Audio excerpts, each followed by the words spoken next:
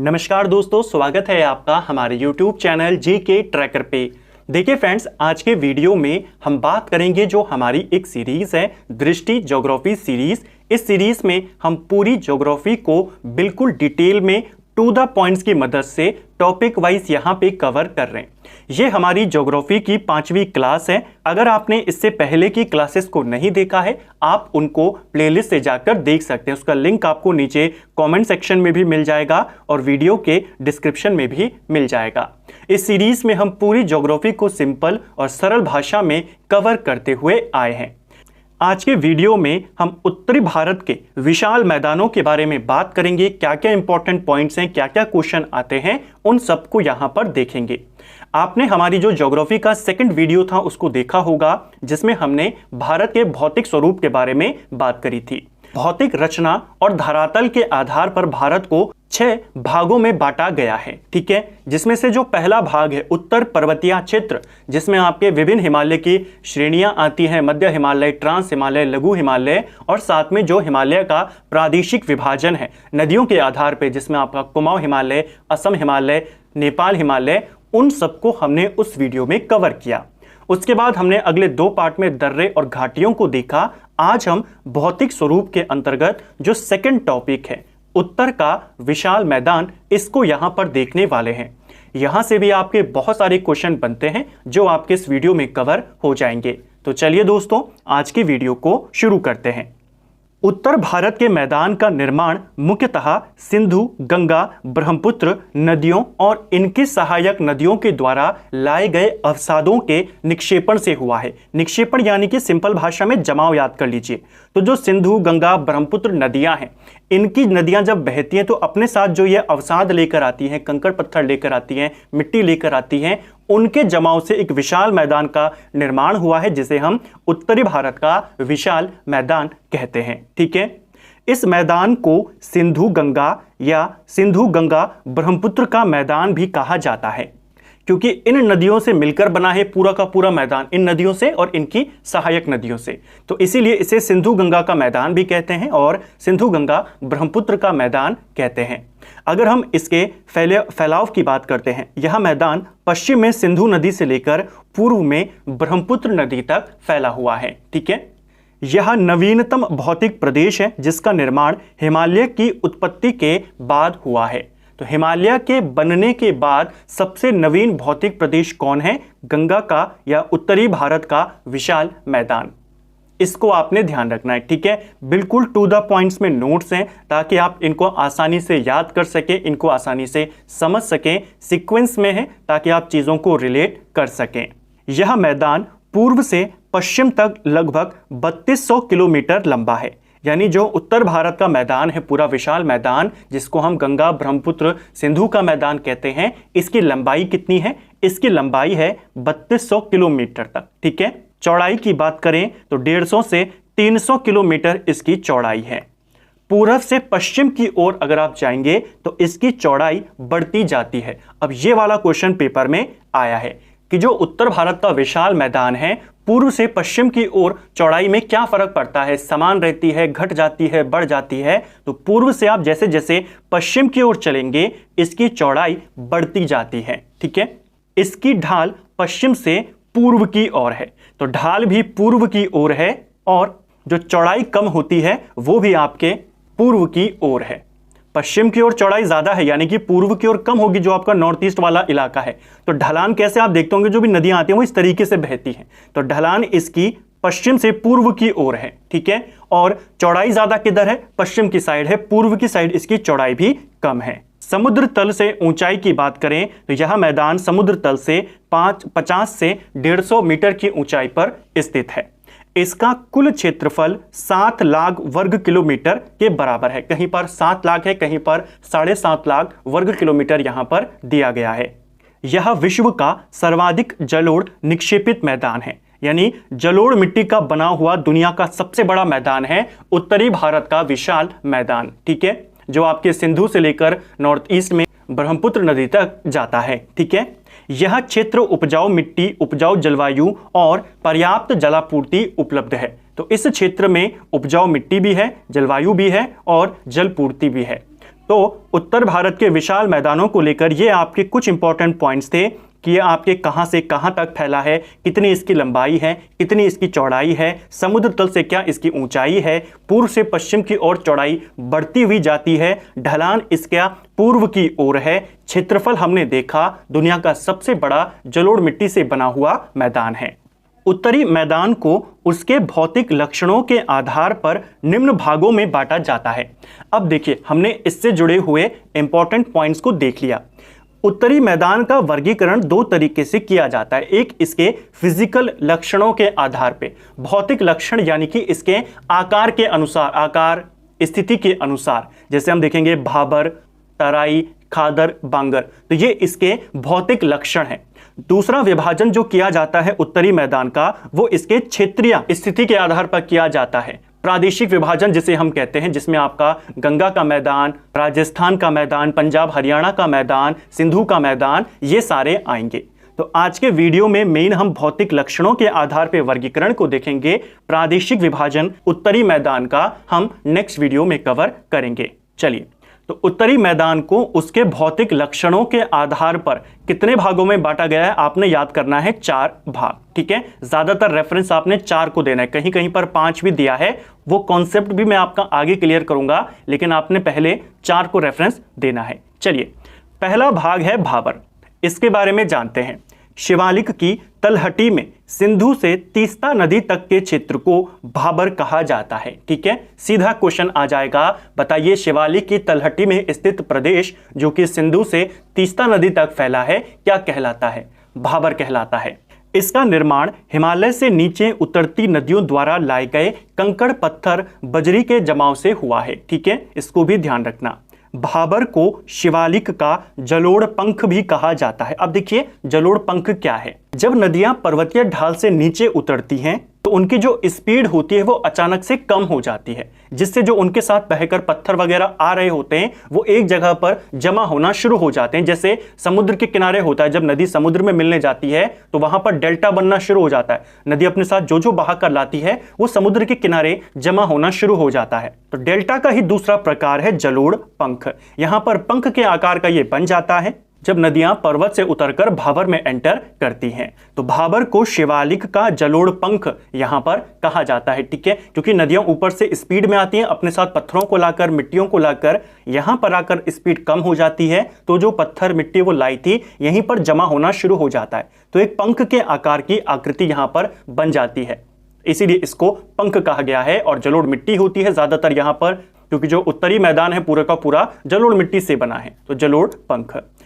एक क्वेश्चन आता है मन में कि जो आपका जलोढ़ पंख है, मैंने कहा डेल्टा के समान है, तो इसमें और डेल्टा में अंतर क्या है? देखिए, जो जलोढ़ पंख होता है मोटे अवसादों से बना होता है। जो भारी भरकम आपके पत्थर होते हैं, मोटे अवसाद होते हैं, उससे बने हुए को कहते हैं जलोढ़ पंख। और जो आपके बारीक जो पत्थर होती है, मिट्टी होती है, महीन कणों से जो बनता है, उसे कहा जाता है डेल्टा। बस इतना डिफरेंस है दोनों में, जो आपको ध्यान रखना है। भाबर क्षेत्र की चौड़ाई 8 से 10 किलोमीटर होती है।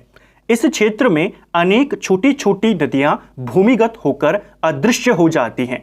क्वेश्चन आता है, किस क्षेत्र में नदियां जमीन के नीचे से होकर बहती हैं? भाबर क्षेत्र में। यह क्षेत्र कृषि के लिए अनुपयुक्त होता है, क्योंकि पहाड़ी से जब पानी आया, नदी आई, तो सारे कंकड़ पत्थर यहीं पर छोड़ गई। तो उन्हीं मोटे कंकड़ पत्थरों से इस क्षेत्र का निर्माण हुआ है। नदी यहां पर नीचे से होकर बहती है, तो यह क्षेत्र कृषि के लिए अनुपयुक्त होता है। ठीक है, भाबर से जुड़े हुए ये आपके इंपॉर्टेंट पॉइंट। जो इस प्रकार की चट्टानी क्षेत्र होता है, चट्टानी क्षेत्र भी कहते हैं भाबर को, क्योंकि कंकड़ पत्थर जो मोटे होते हैं उनसे ये बना होता है। तो भाबर को पंजाब में भाबर और असम में दुहार कहा जाता है। तो इसको भी ध्यान रखना, ठीक है, कि असम में भाबर क्षेत्र को क्या कहते हैं? दुआर कहते हैं। दूसरा जो भाग है उत्तर मैदान का भौतिक आधार पे, वो है तराई क्षेत्र। यह भाबर के दक्षिण में स्थित दलदली क्षेत्र है। तो भाबर क्षेत्र के दक्षिण में स्थित एक क्षेत्र जहां की भूमि दलदली होती है, उसी को बोला जाता है तरी वाला क्षेत्र, और उसी को कहते हैं तराई। भाबर में जो नदियां अदृश्य हो जाती हैं, वो तराई में दोबारा से धरातल पर आ जाती हैं। यह क्षेत्र बारीक कंकड़ पत्थर रेत आदि से बना है। यह भी कंकड़ पत्थर से बना है। ज्यादातर क्षेत्र आपके मैक्सिमम सभी ऐसे बने होते हैं, लेकिन जो भाबर था वो मोटे कंकड़ पत्थर से बना था, यह बारीक से बना है। तो इसीलिए यहाँ की भूमि काफी नमी होती है। ये ज्यादा समतल मैदान है भाबर की तुलना में, तो पानी यहाँ पर पूरे मैदान में फैला होता है, जिस वजह से पूरी जो भूमि है वो नमी होती है। जैसे ही आप थोड़ी सी भी खुदाई करेंगे आपको पाताल तोड़ कुएं यहाँ पर देखने को मिलते हैं। तो प्रश्न आता है पाताल तोड़ कुएं किस क्षेत्र में मिलते हैं? तराई क्षेत्र में। इसकी चौड़ाई 10 से 20 किलोमीटर के मध्य में होती है। वर्षा की अधिकता के कारण तराई का विस्तार पश्चिम की अपेक्षा पूर्व में अधिक पाया जाता है। तो तराई क्षेत्र का विस्तार किस क्षेत्र में ज्यादा है? पूर्व में ज्यादा है। क्यों है? वर्षा की अधिकता के कारण। इस क्षेत्र की भूमि सदैव नमी रहती है और इसीलिए यह कृषि के लिए अधिक उपयुक्त क्षेत्र है। तो भाबर की तुलना में ज्यादा उपयुक्त क्षेत्र है आपका तराई क्षेत्र।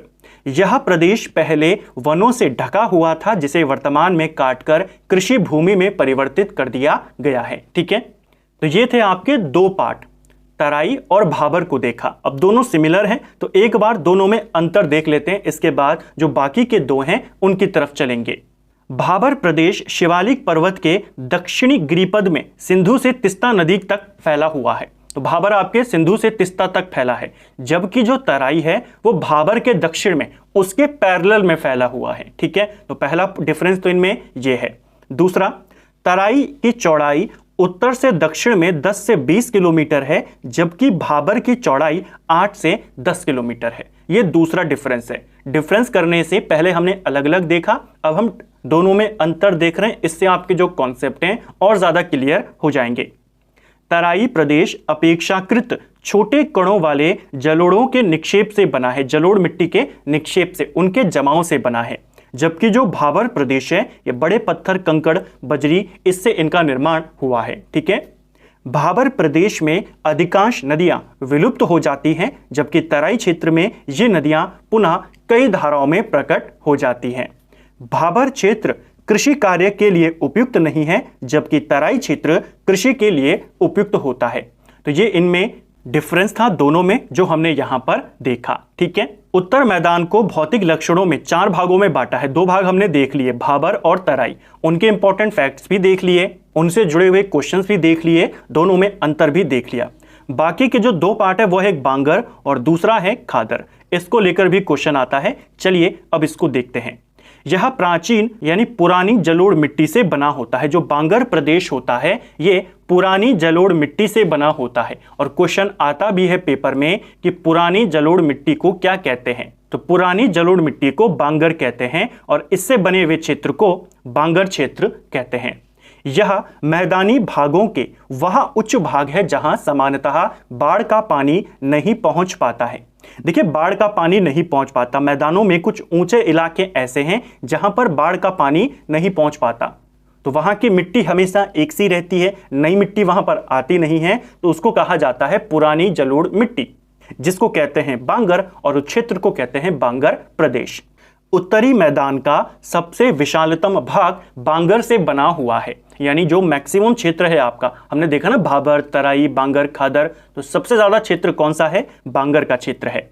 बांगर मिट्टी के क्षेत्रों में अत्यधिक सिंचाई के कारण कहीं कहीं भूमि पर नमक की सफेद परत जम जाती है और इसको रह या कल्लर कहा जाता है। पेपर में प्रश्न बनेगा, बताइए रह और कल्लर क्या है? तो यह नमक की सफेद परत है जो बांगर क्षेत्रों में जम जाती है, और जमने का कारण क्या है? अत्यधिक सिंचाई। ठीक है, इस मैदान में कहीं कहीं अप्रदन के कारण ऊपरी मुलायम मिट्टी हट गई है और कंकरीली मिट्टी उभर कर आ गई है, और इसको बोला जाता है भूर या भूड़। दोनों दिए गए हैं तो दोनों आपने ध्यान रखना है। तो बांगर क्षेत्र में जहां पर नमक की सफेद परत जम जाती है उसको कहा जाता है कल्लर या रह, और जहां पर मुलायम मिट्टी की जगह पर कंकरीली मिट्टी आ जाती है बांगर क्षेत्र में उसे भूर या बूढ़ कहा जाता है। यह क्षेत्र खादर की अपेक्षा कृषि कार्य के लिए कम उपयोगी होता है, क्योंकि इस क्षेत्र में भूमिगत जल स्तर की गहराई अधिक होती है। जो अंडरग्राउंड वाटर होता है वो जमीन के काफी नीचे होता है, इसलिए ये क्षेत्र कृषि के लिए उपयुक्त तो है लेकिन खादर की तुलना में कम है। ठीक है, तो ये आपका बांगर क्षेत्र था, जहां से आपके इंपॉर्टेंट पॉइंट्स हमने देखे कि जलोढ़ मिट्टी से बना होता है, मैदानों का ऊंचा भाग है जहां पर बाढ़ का पानी नहीं पहुंच पाता। अगला है खादर। यह क्षेत्र नवीन जलोढ़ के जमा होने से बना है, जिसे खादर कहते हैं। तो पुरानी जलोढ़ मिट्टी को बांगर कहते हैं, नई जलोढ़ मिट्टी को खादर कहते हैं। यह वो भूभाग है जहां बाढ़ का पानी हर वर्ष पहुंचता है। तो निचला इलाका, मैदानों का निचला इलाका जहां पर बाढ़ का पानी हर साल आता है, वहां पर आपकी मिट्टी भी हर साल नई आएगी, तो उस मिट्टी को बोला जाता है नई जलोढ़ मिट्टी। और नई जलोढ़ मिट्टी को हम खादर कहते हैं, और खादर से बने क्षेत्र को खादर प्रदेश कहते हैं।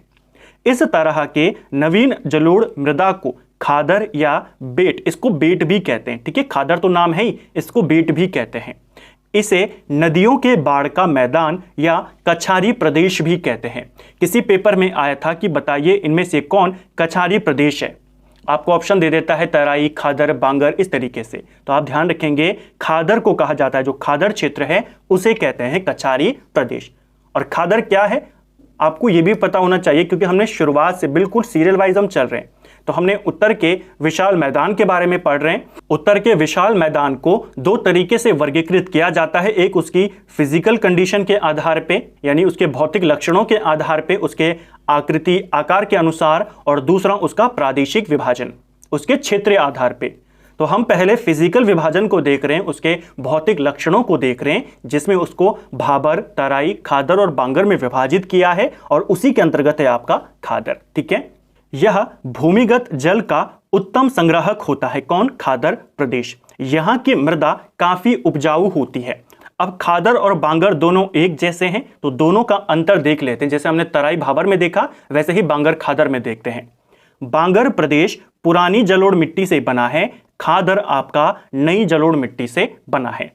खादर प्रदेश नदियों के किनारे और निम्न ऊंचाई के होते हैं। अब निम्न ऊंचाई पर है, इसलिए हर साल यहां पर बाढ़ का पानी पहुंच जाता है, जबकि बांगर जो प्रदेश हैं नदियों से दूर होते हैं और ऊंचे होते हैं, जहां पर बाढ़ का पानी नहीं पहुंच पाता। खादर प्रदेश की मृदा सर्वाधिक उर्वरक होती है। जितने भी क्षेत्र हमने देखे, इनका भौतिक लक्षणों को देखा, भाबर, तराई, खादर, बांगर, उनमें सबसे ज्यादा उपजाऊ होता है खादर प्रदेश, जबकि बांगर प्रदेश की मृदा अपेक्षाकृत कम उपजाऊ होती है।